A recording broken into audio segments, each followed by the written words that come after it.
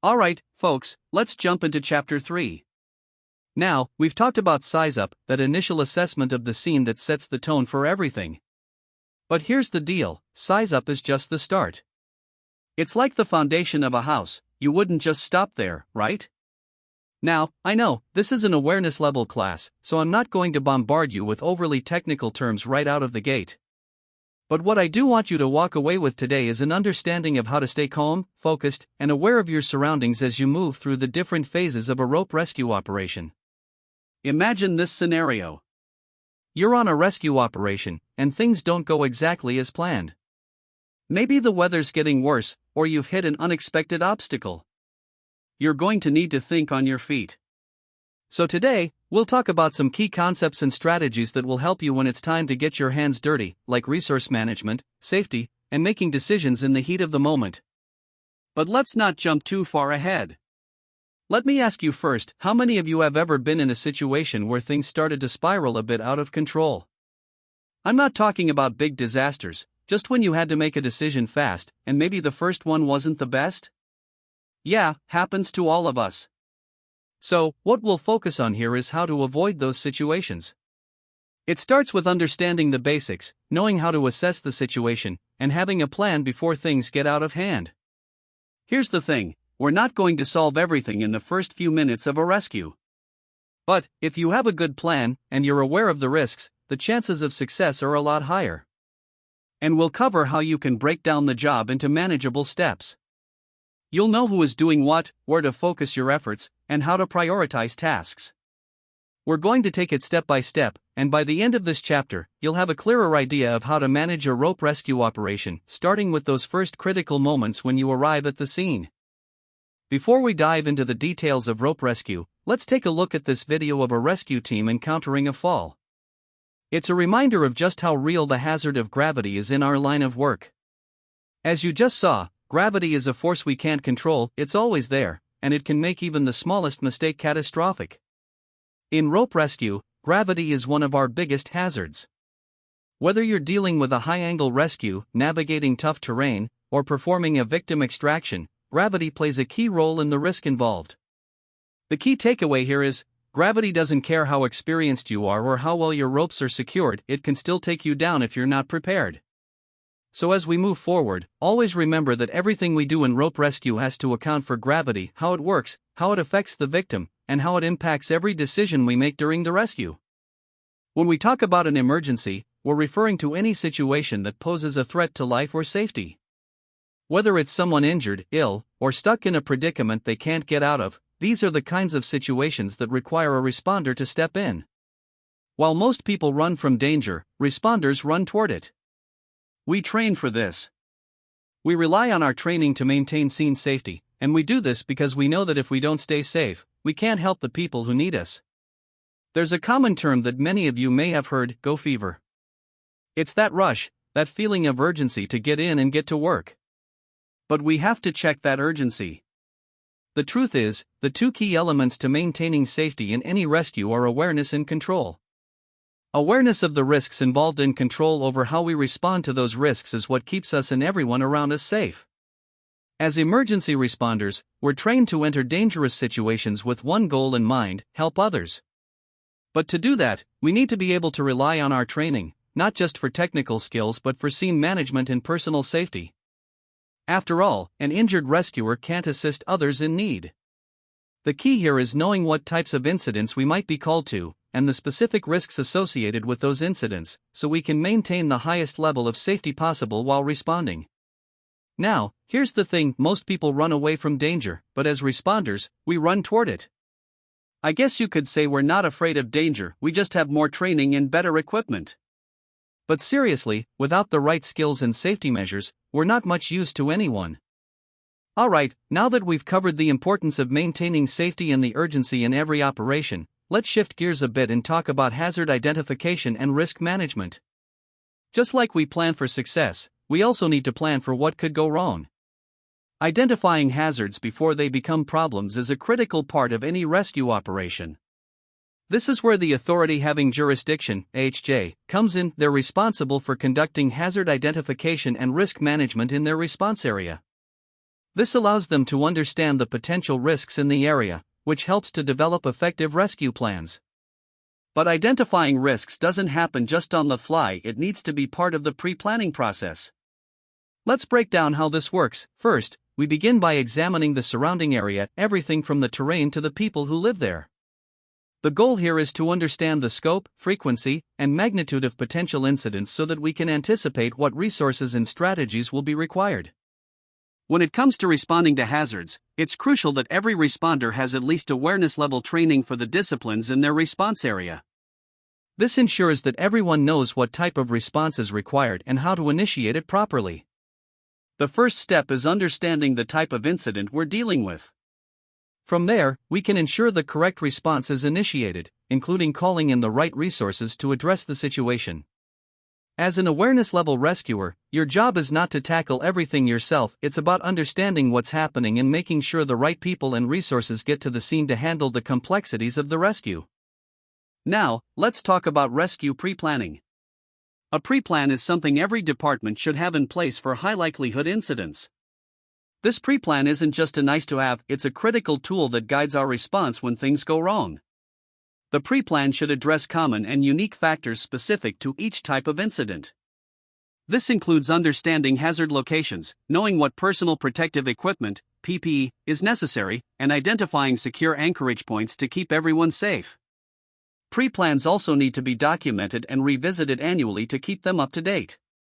As we know, things change, and we need to make sure our plans reflect current conditions, equipment, and hazards.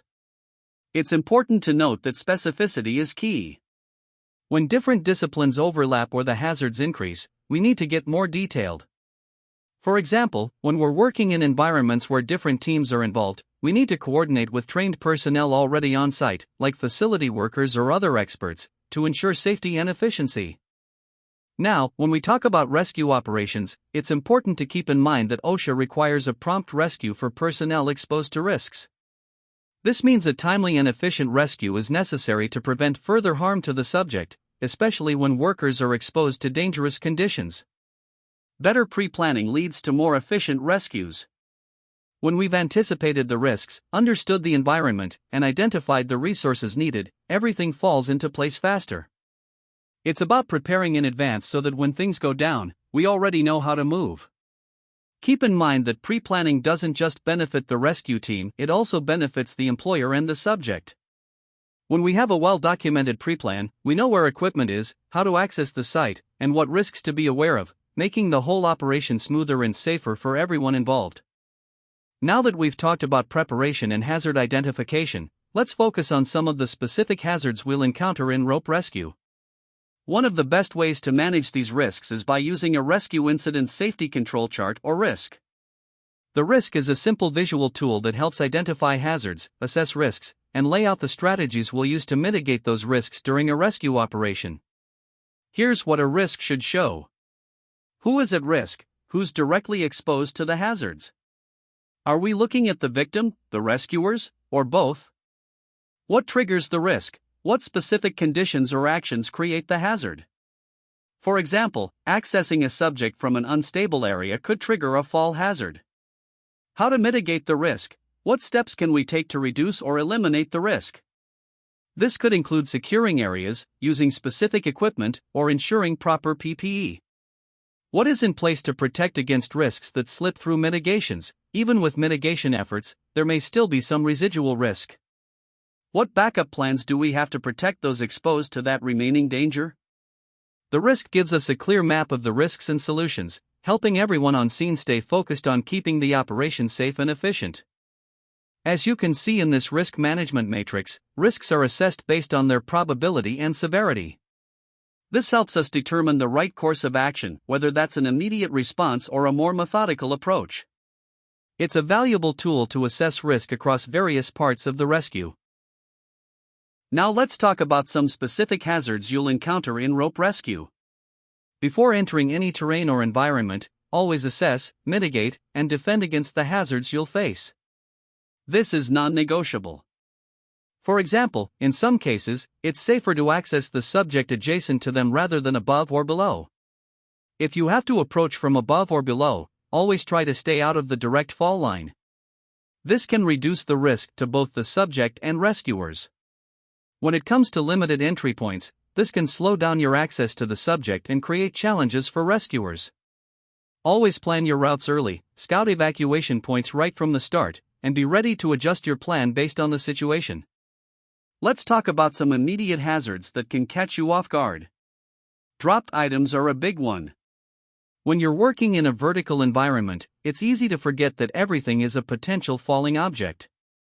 That's why wearing a helmet and tethering small equipment is so important. For larger equipment, make sure you're using a separate rope system to prevent it from becoming a hazard. And always be on the lookout for anything that could fall unexpectedly. Now, let's be real, think of it like this: while Coyote spends his whole life trying to drop rocks on the Roadrunner, but somehow always ends up getting flattened by his own plans. Don't be like Wall E. Coyote, secure everything and avoid being the one caught under a falling object. In addition to physical hazards, there are environmental factors, things like unstable ground, weather conditions, or hazardous materials that could impact your safety. When you're working in a rope rescue scenario, these hazards may evolve quickly, and assessing them frequently is key. Situational awareness is one of the most important skills we can have as responders. It's the ability to know what's going on around us, not just on the surface, but understanding the factors that could change in an instant.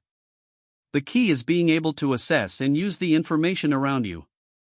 This helps you make quick, effective decisions in the heat of the moment.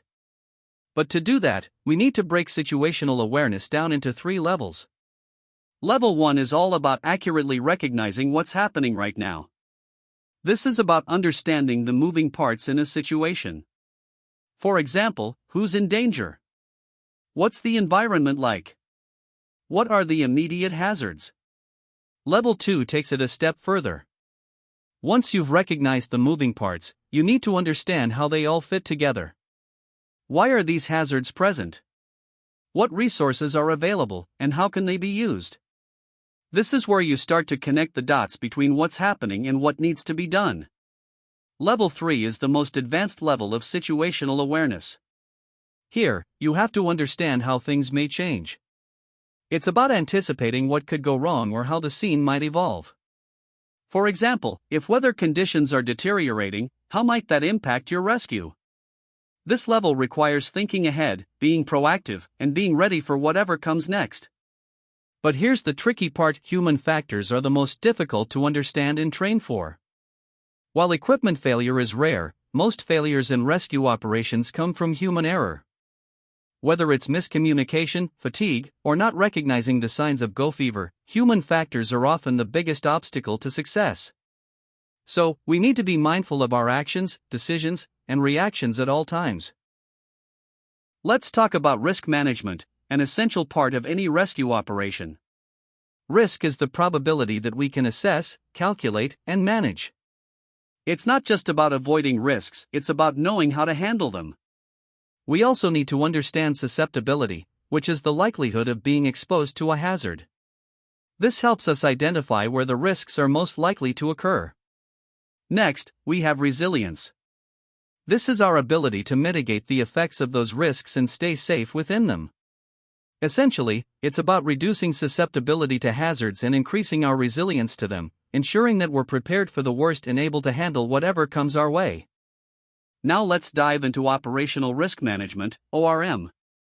ORM is the process we use to assess and manage risks continuously throughout an operation. This is where the rubber meets the road. Decisions need to be made quickly, and risks need to be managed on the fly.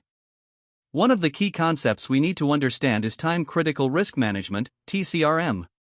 We know that when we're working under pressure, with limited time and resources, risk management becomes even more challenging. Here are the principles of TCRM.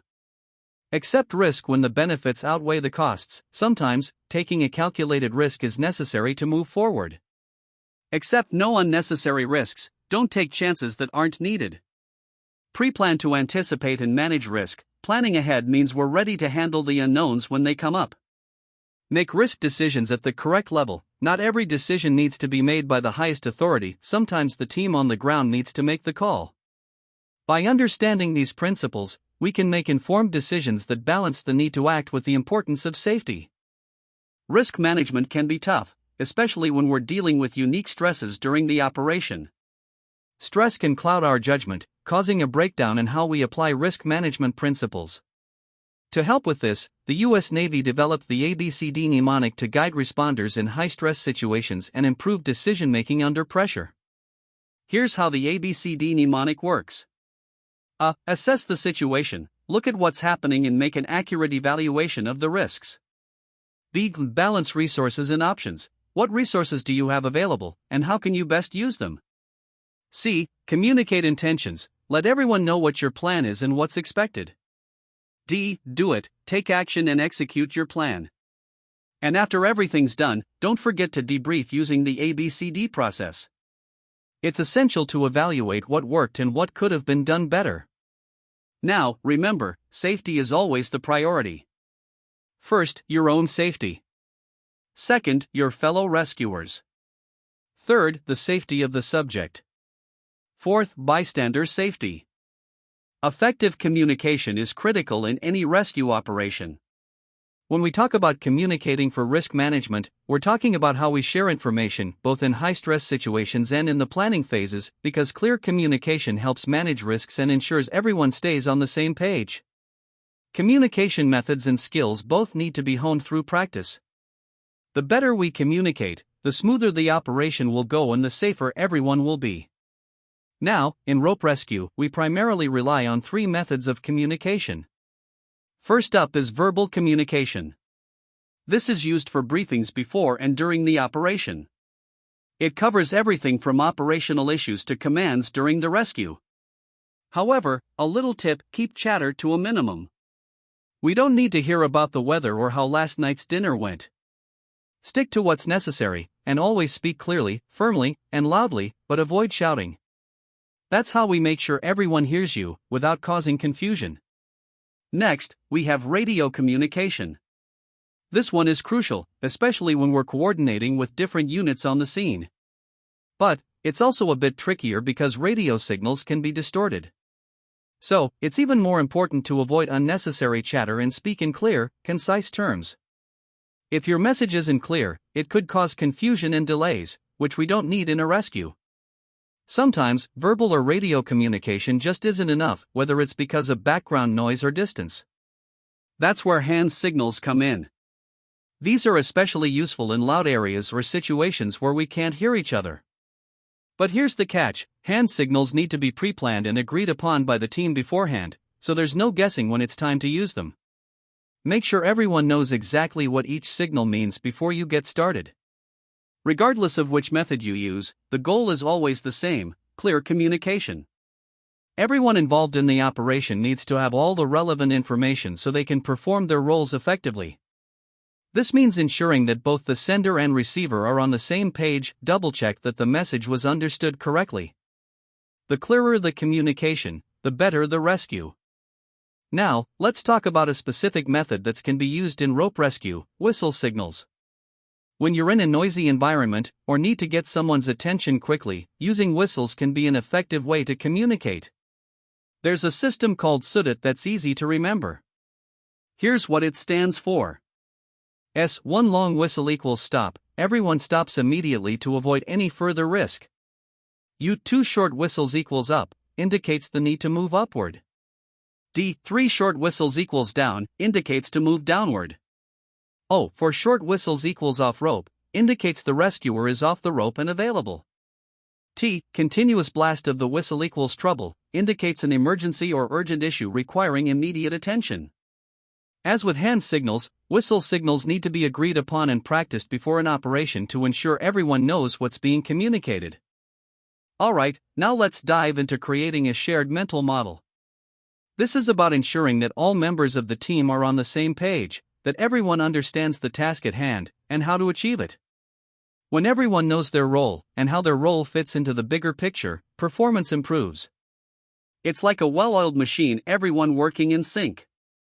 But it's not just about knowing your role, it's about being able to anticipate the needs of your teammates and being ready to adapt to changes as the operation evolves. In a high-pressure situation, things change fast, and being able to adjust is key to keeping the rescue on track. A shared mental model also breaks down the boundaries between regular responders and outside specialists. When we all understand the situation and how to handle it, we reduce any perceived power differences and create a unified approach to the mission. Now, how do we make this all happen? It starts with good team briefings. These briefings are the foundation for creating that shared understanding. Alright, let's talk about team briefings. These are absolutely essential for ensuring everyone is on the same page before we begin a rescue operation. A good team briefing should include all the information relevant to the operation, setting a clear common baseline for everyone involved. This helps everyone understand what's happening, what's expected, and what we're working toward. The goal here is to make sure no one's in the dark and that we're all working from the same playbook. Here's what your briefing should include. Subject situation: where are we at with the subject? What's their condition, and what do we know about them so far? Environmental conditions: what's the environment like? Are there hazards we need to be aware of, like unstable ground or bad weather? Safety concerns: what safety risks are we facing? Have we identified any potential hazards to ourselves or the subject? Operational goal: what are we trying to accomplish? Each team member should know their role and responsibilities and understand the anticipated plan for the rescue. We also need to identify any known tasks to be handled by specific individuals or teams. Review of what-if scenarios: always be prepared for the unexpected. What if something goes wrong? What's our backup plan? Clarification time: this is key. Allow everyone time to ask questions and clarify any doubts they might have. It's much better to clear things up now than to encounter confusion during the operation.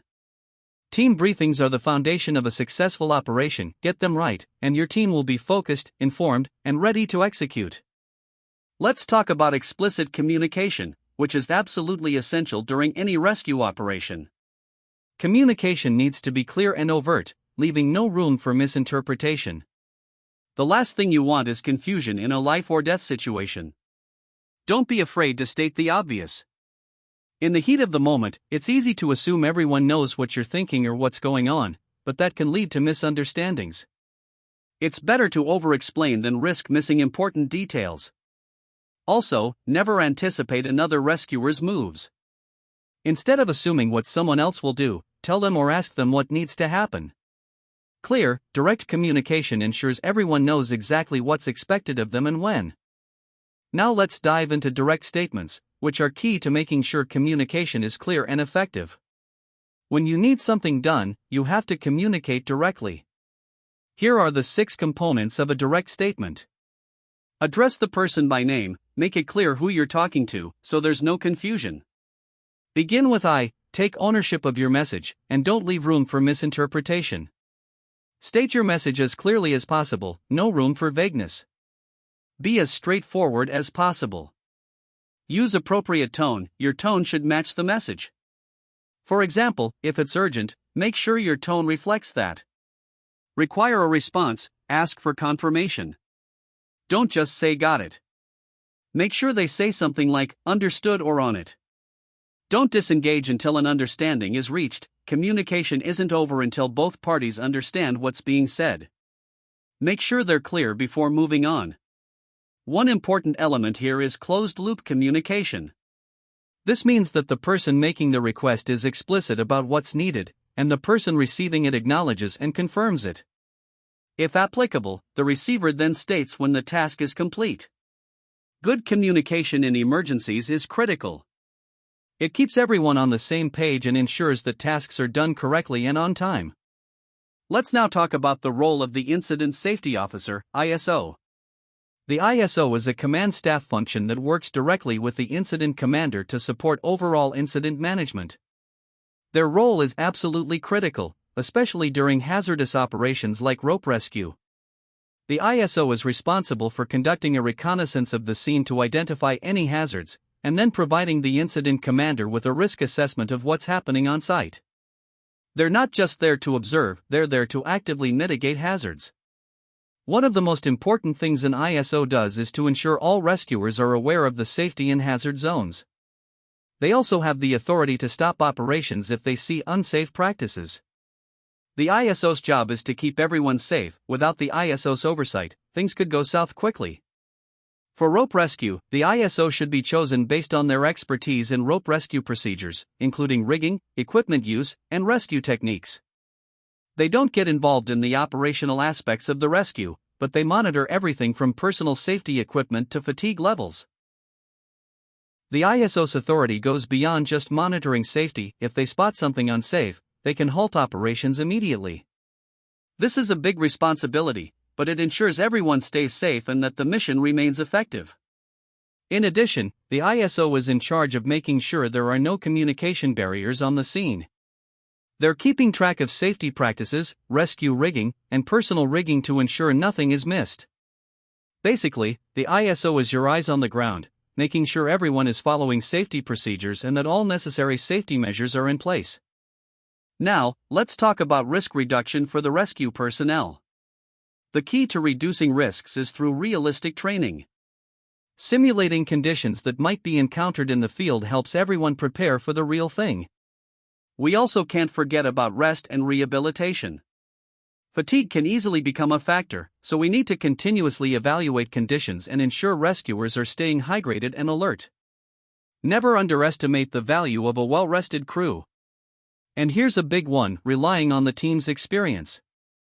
Your team's combined knowledge and skills are your greatest asset in managing risk. The more experience you have together, the better you'll be at handling the challenges that arise during a rescue. Lastly, let's go over some safety tips that can help keep everyone safe during a rope rescue operation. Do not rush, take your time to assess the situation and plan carefully. Provide thorough briefings, make sure everyone knows their role and the plan. Choose well-trained, experienced rescuers. This is critical for mission success. Prepare rescuers for contingencies, always have backup plans in place. Establish well-marked hazard zones so everyone knows where it's safe to work.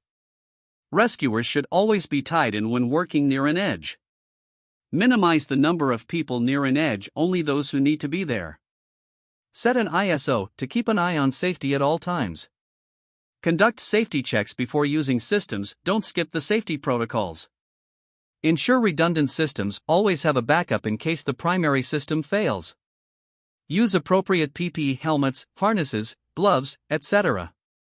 Use edge protection to prevent wear and tear on ropes and reduce hazards.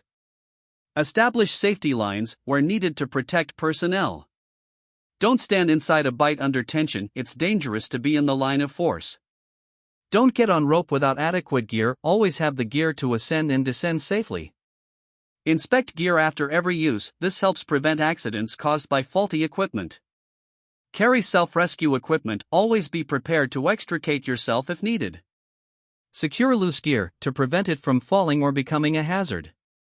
Avoid cross-loading carabiners to prevent equipment failure. Derig gear properly, start from the cliff edge and work back to the anchors to prevent accidents. Remember, safety is priority number one. If you follow these tips, you'll be much better prepared to handle the challenges of a rope rescue and keep everyone on the team safe. Now let's shift gears and talk about something that's often overlooked but just as important: stress management. While physical hazards are the first things that come to mind during a rescue, one of the most dangerous hazards is the long-term psychological impacts that can affect responders long after the incident is over. You've probably heard of critical incident stress management, or CISM. This is the process of helping those involved in a traumatic incident to share their experiences and release their emotional responses. It's about providing a safe space to deal with the mental and emotional toll of the job. But here's the thing: simple debriefing after an incident isn't always enough to improve the outcome. Stress injuries can go far beyond just the initial incident and develop over time, especially as the cumulative effects of stress and trauma build up over a career. The Maritime Combat and Operational Stress Control Program emphasizes that psychological stress is a continuum, it's not just a one-time event. There are stages, and how we manage our stress throughout those stages is crucial to maintaining our mental health. Oh, what are the goals of psychological stress interventions? Let's take a look at the key ones. Promote a sense of safety, ensuring everyone feels physically and emotionally safe. Promote calming, helping individuals relax and regain control over their emotions. Promote connectedness, encouraging bonds between team members to foster support. Promote a sense of self and collective efficacy, building confidence in one's ability to handle the stress, and trust in the team's ability to support each other. Promote confidence and hope, reminding individuals that they are capable, and that recovery is possible. These goals aren't just about feeling better in the moment, they help ensure that our teams remain strong, resilient, and capable of handling future challenges. Remember, the goal is for everyone to maintain a healthy level of stress. Stress is natural, but if left unchecked, it can become harmful. When individuals reach the injured or ill stages, that's when intervention is needed. In these cases, family, co-workers, and professional support play an important role in the healing process. It's vital that we understand the stages of stress: ready, reacting, injured, and ill, so we can identify when someone might need help and provide the right support. As we wrap up this chapter, let's take a moment to review the key takeaways that will help guide your rope rescue operations. First, the authority having jurisdiction, AHJ, is responsible for conducting a hazard identification and risk assessment. This step is crucial for identifying potential risks and developing corresponding response plans. The goal is to assess the scope, frequency, and magnitude of incidents to ensure we're ready for anything that could arise.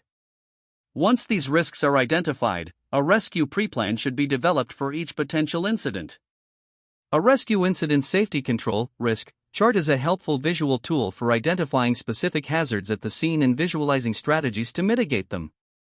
When it comes to rope rescue, we face specific hazards, such as the potential for falling and the challenges of limited entry points.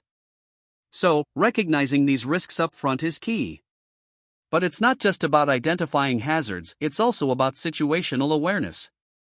This is the ability to understand what's going on around us and to assess and utilize that information quickly and accurately. Good situational awareness helps us make smart decisions and mitigate risks on the fly. Effective risk management comes down to understanding where hazards meet vulnerabilities. If we can control those intersections, we can better manage the risk to our team and the subject. A mindset of continuous risk-benefit analysis is essential for all rescuers. This ensures that we're always weighing the consequences and rewards of each action we take. Let's talk about communication. We rely on clear communication to ensure everyone knows what's going on. Whether it's verbal communication, radio communication, or hand signals, each method is vital in different scenarios. Clear, direct communication and closed-loop communication are essential for success. Now, when it comes to team coordination, a pre-briefing is the foundation. This ensures everyone is on the same page about the subject situation, the environmental conditions, safety concerns, and the goals of the operation. Don't forget to review what-if scenarios and allow time for questions to make sure the team is fully prepared. One of the most important roles in ensuring safety is the Incident Safety Officer, ISO. The ISO is responsible for making sure everyone understands the safety zones and hazards. They also have the authority to stop any operation they deem unsafe. Finally, we can't overlook the long-term psychological impacts of rescue work. The most dangerous hazards can be the psychological stress that accumulates over time. So, just like we take steps to wear the proper protective gear, we need to take active measures to manage stress and maintain mental health. Remember, the safety of the rescuers, the subject, and the public is our top priority, and the skills and knowledge you're building here today are the foundation for ensuring that safety during rope rescue operations.